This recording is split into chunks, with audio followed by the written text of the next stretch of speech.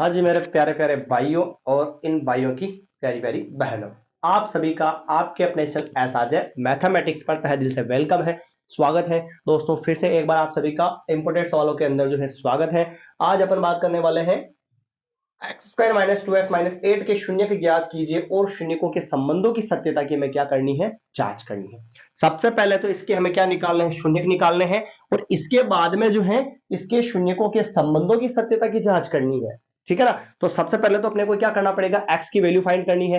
X की value find करने के बाद दूसरा अपन मामला बात करेंगे। ठीक है।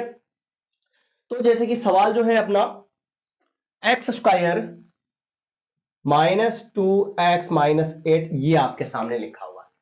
इसके शून्यक निकालने हैं। सबसे पहले दोस्तों आपको पता होना चाहिए कि शून्यक निकालने के लिए जैसे ये द्विघात समीकरण है, ठीक है ना। द्विघात समीकरण है तो आप क्या करोगे, जैसे इसके गुणा में कुछ नहीं है तो क्या मान सकते हो, एक फर्स्ट वाली संख्या को लास्ट वाली से गुणा करवाओगे। आप मानो या ना मानो, आपने 8वीं क्लास में पढ़ा हुआ है, आपने 9th क्लास में पढ़ा और आप फिर से एक बार 10th क्लास में पढ़ रहे हैं और वो भी रिवीजन के तौर पर, क्योंकि आपने सिलेबस लगभग कंप्लीट कर लिया होगा। ठीक है।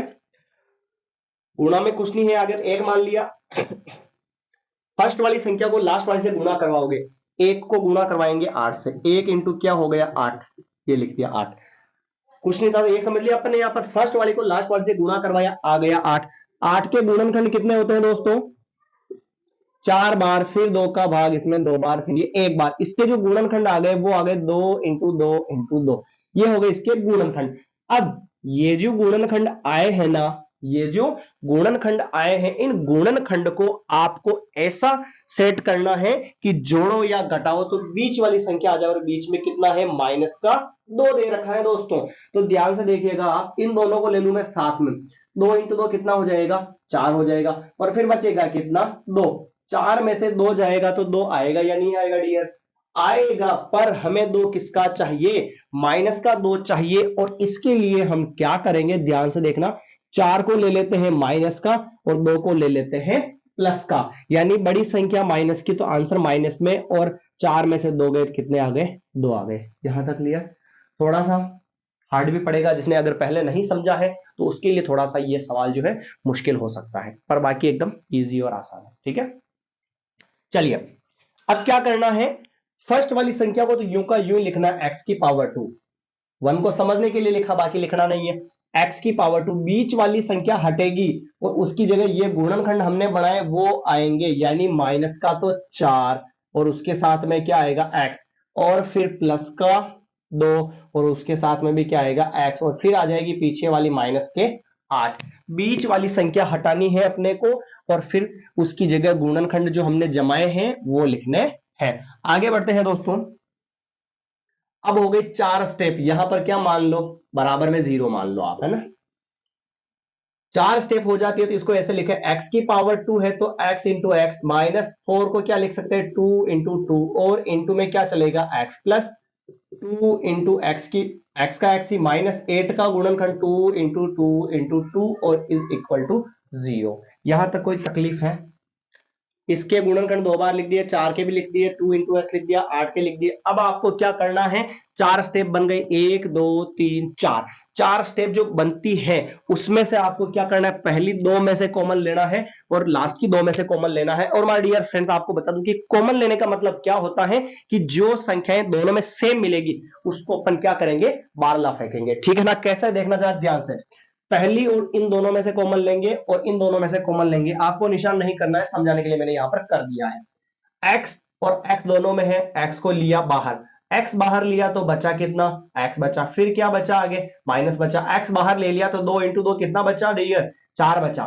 फिर इधर देखना, x है क्या, नहीं है, दोनों जगह क्या सेम है, 2 सेम है तो 2 ले लिया आगे बाहर, और आगे कुछ नहीं तो क्या लगाओगे प्लस, और ये लगाया क्वेश्चन। 2 बाहर ले लिया तो बचा कितना कोष्टक में x, फिर क्या बचा माइनस, 2 बाहर ले लिया तो 2 इंटू 2 कितना बचा 4, कोष्टक बंद और बराबर में क्या आ जाएगा 0। जरा ध्यान से देखिएगा, कोष्टक वाली संख्या सेम मिलनी चाहिए तो ही अपने आंसर सही है। तो कोष्टक वाली संख्या बिल्कुल सेम है जी, है बिल्कुल।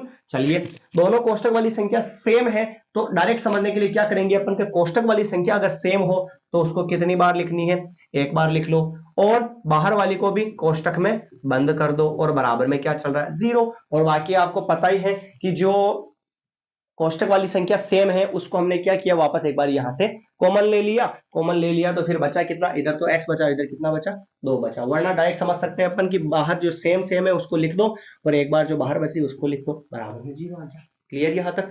चलिए, दो केस बन जाएंगे अपने, एक तो इसका बनेगा, एक इसका बनेगा। कोर्ट में को केस तो करना ही पड़ेगा अपने को, तो ये केस फर्स्ट या स्थिति फर्स्ट या प्रारंभिक स्थिति, x minus 4 is equal to 0, जो भी है इसको 0 के बराबर लिखेंगे। क्लियर मामला? माइनस के 4 को उधर भेजेंगे दोस्तों, तो किसका हो जाएगा, प्लस का x, 0 में 4 जोड़ा तो 4, इसको क्या मान लेंगे हम, अल्फा शून्यक।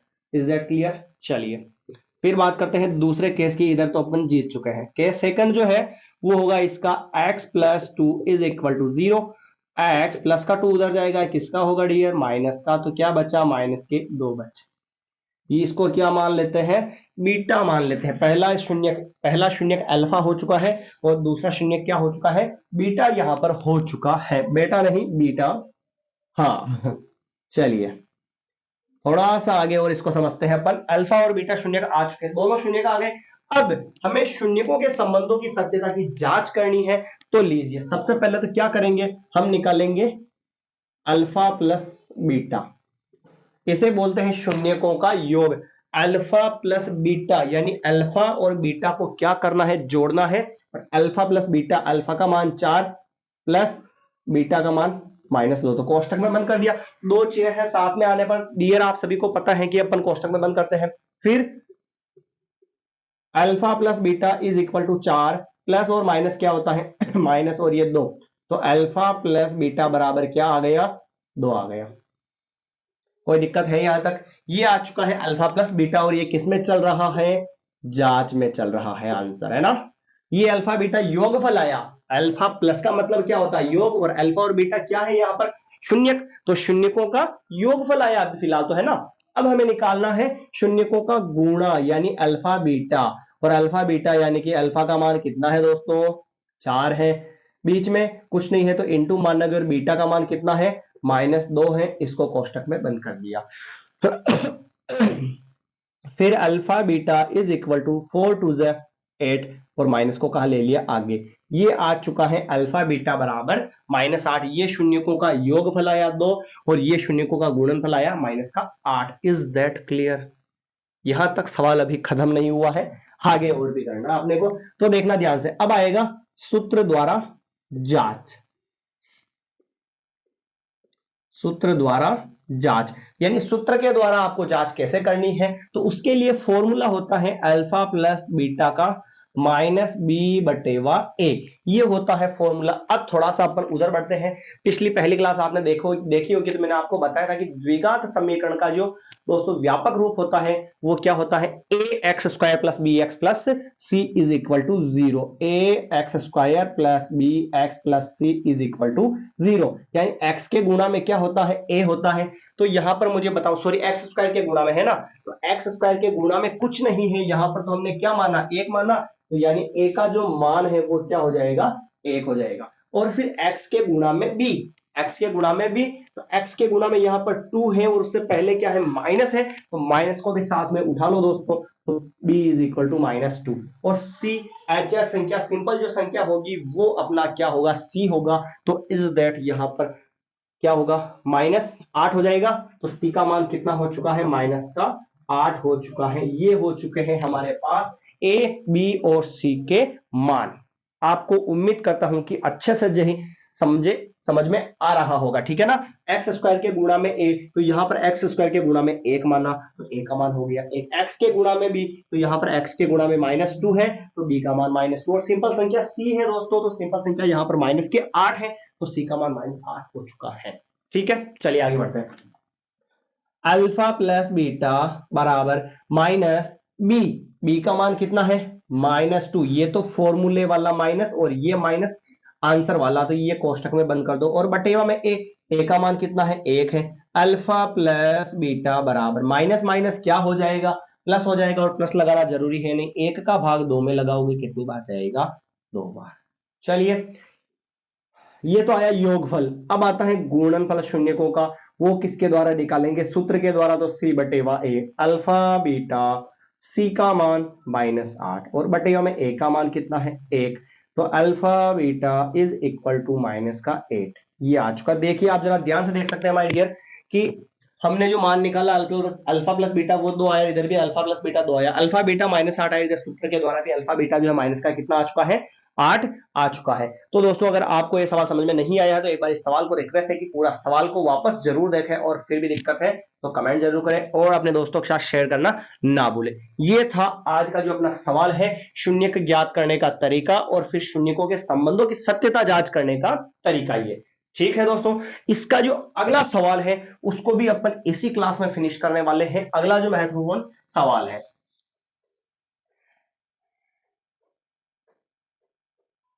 रोज आपको यहां से बहुत अच्छे सवाल मिलने वाले हैं, तो आप जो है यहां पर आना ना भूले और सवालों को सोल्व करना ना भूले। सवालों को सोल्व तो आप ही को करना होगा क्योंकि मैं यहां पर एक बार आपको समझा सकता हूं केवल, फिर उसके बाद में आप जितना रिवीजन करोगे उतने आपको अच्छे से समझ में आ जाएंगे सवाल। और सवाल सेम हो या ना हो, सवाल अलग भी हो सकता है, किसी भी प्रकार का सवाल आ सकता है, जरूरी नहीं कि सेम सवाल एग्जाम में आ जाए। 10% बाहर से भी आते हैं। चलिए अगला जो सवाल है उसकी अपन यहां पर बात करते हैं।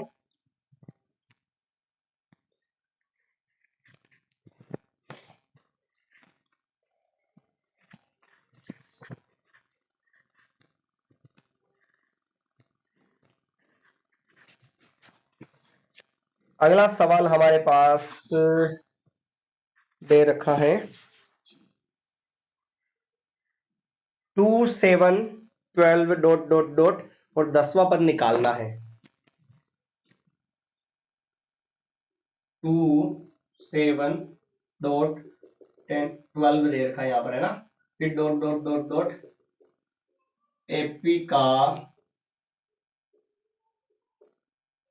10वां पद ज्ञात कीजिए। सवाल मजेदार है, आपको थोड़ा सा सवाल क्या कहना चाह रहा है इसको थोड़ा सा अच्छे से समझना पड़ेगा, बाकी आपको कहीं पर भी कोई दिक्कत नहीं आएगी और आपको सवाल जो है अच्छे से समझ में आ जाएगा। ठीक है डियर, चलिए सवाल दे रखा है 2,7,12 डॉट डॉट डॉट एपी का कौन सा पद निकालना है 10वां। एपी का मतलब आप यह समांतर श्रेणी, एपी का मतलब समांतर श्रेणी का कौन सा पद निकालना है 10वां। सबसे पहले मैं आपको बता दूं कि फर्स्ट वाली जो संख्या है उसको बोलते हैं ए और वो कितनी है 2। फिर निकालते हैं डी यानी कि a2 माइनस a1। डी यानी कि क्या होता है आपको पता होगा, सार्व अंतर। a2 मतलब दूसरे नंबर का पद और a1 मतलब पहले नंबर का, यानी a1 a2। तो a2 कितना है 7, फिर क्या है माइनस, फिर a1, a1 का मान कितना है 2। तो d बराबर आ चुका है 7 में से 2 जाएगा कितना बचेगा 5 बचेगा, ये d आ चुका है। 10वां वां लगा रखा है तो आपको ध्यान रखना ये किसका फॉर्मूला है, n का मान किसका है, n का मान दे रखा है। n का मान कितना हो चुका है 10 हो चुका है। ठीक है, फिर अपन बात करते हैं 10वां पद ज्ञात करना है, तो nवां पद ज्ञात करने का जो सूत्र होता है ना वो होता है a n बराबर a plus n minus 1 into d. A वैसा का वैसा ही उतरेगा, ध्यान रखना आपको, क्योंकि ये ए अलग है और ये ए अलग है। यहां पर लिखा हुआ है ए एन, ए एन का मान कितना है 10, अब ये हो गया ए 10। ए 10 का मतलब क्या हुआ 10वां पद बराबर, फिर बराबर ए प्रथम पद कितना आया 2, फिर प्लस एन, एन का मान कितना है ये 10, फिर क्या है माइनस, फिर 1 और फिर इंटू में डी, डी का मान कितना है 5 है।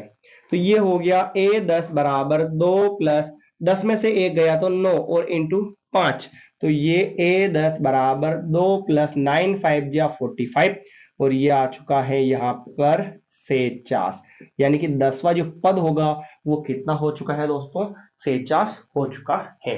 कुछ नहीं किया हमने, फर्स्ट वाले को बोलते हैं पहला पद ए और डी निकालना पड़ता है तो a2 minus a1, a2 second number का पद है 7 और माइनस a1 है 2, 7 में से 2 गए आ गए 5, n हुआ 10 हुआ, तो n का मान कितना हो चुका है यहाँ पर 10 हो चुका है, तो n का मान 10 हो गया। ए एन बराबर ए plus N minus formula, A N, N की जगह 10 लिख दिया, ए 10 हो गया बराबर ए प्रथम पद 2 है प्लस प्लस एन का मान 10 है माइनस 1 इंटू डी का मान 5 है। 10 में से ये गया तो 9 9 5 या 45, 45 में 2 कितना आ चुका है 47, यहाँ पर अपना आंसर आ चुका है। और ये जो है अपना सवाल नंबर दूसरा जो है वो भी समाप्त हो चुका है। आया मामला समझ में।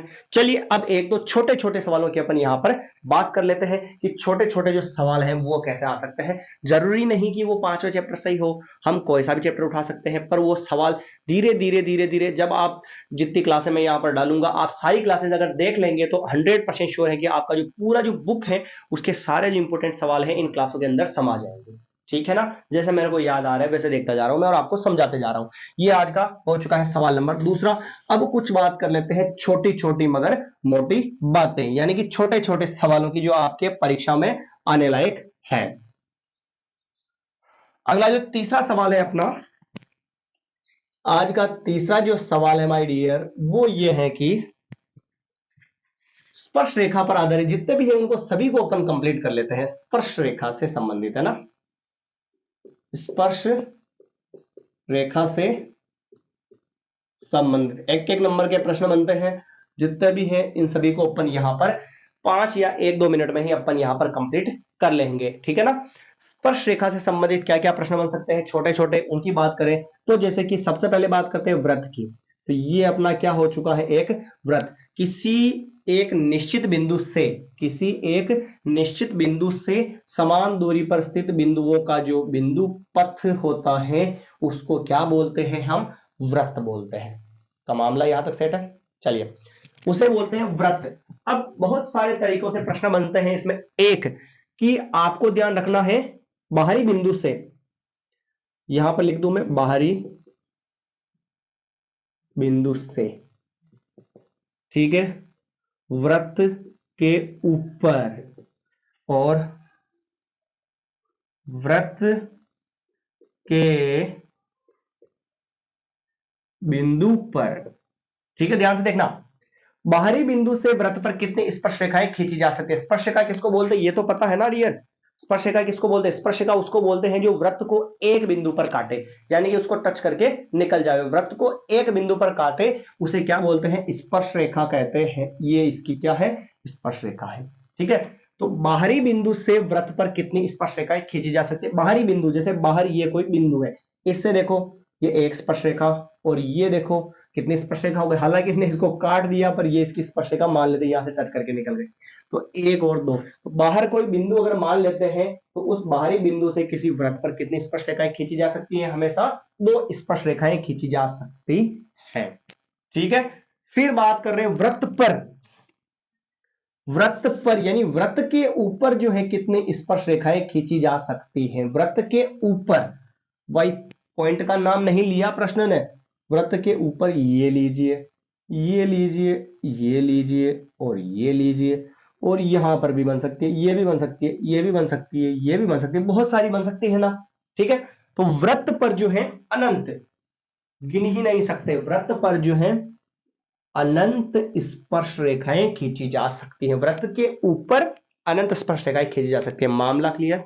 चलिए लास्ट का जो प्रश्न है उसको भी समझ लेते हैं। व्रत के बिंदु पर, यानी कि कोई एक व्रत दे रखा हमें और उस पर कोई बिंदु मान लेते हैं, व्रत के ऊपर हमने कोई बिंदु मान लिया, इस बिंदु पर कितनी खींची जा सकती है, एक, क्योंकि दूसरी रेखा खींचेंगे तो वो इसको क्या करेगी, काटेगी। तो व्रत पर कोई बिंदु मान लेते हैं तो उस व्रत पर स्थित किसी बिंदु पर जो है दोस्तों हमेशा एक स्पर्श रेखा खींची जा सकती है। मामला क्लियर। चलिए, और हमेशा ध्यान रखना व्रत जो है ना, व्रत व्रत पर बाहरी बिंदु से खींची गई दोनों स्पर्श रेखाओं की लंबाइयां आपस में क्या होती हैं, समान होती है। यानी कि ये स्पर्श रेखा और ये स्पर्श रेखा दोनों की लंबाई आपस में क्या होगी, समान होगी। व्रत पर किसी बाहरी बिंदु से खींची जाने वाली स्पर्श रेखाओं की लंबाइयां सदैव समान होती है, प्लस स्पर्श रेखा के ऊपर त्रिज्या हमेशा क्या होती है, लंब, यानी कितने डिग्री का कोण बनाती है, 90 डिग्री का जो है कोण बनाती है। तो दोस्तों उम्मीद करता हूं कि आपको ये सवाल जो है अच्छे से समझ में आए होंगे, और अगर आपको ये क्लास अच्छी लगी और समझ में आई तो अपने दोस्तों के साथ इस क्लास को शेयर जरूर करें। ठीक है, और मिलते हैं नए वीडियो में ऐसा ही इंटरेस्टिंग सवालों में।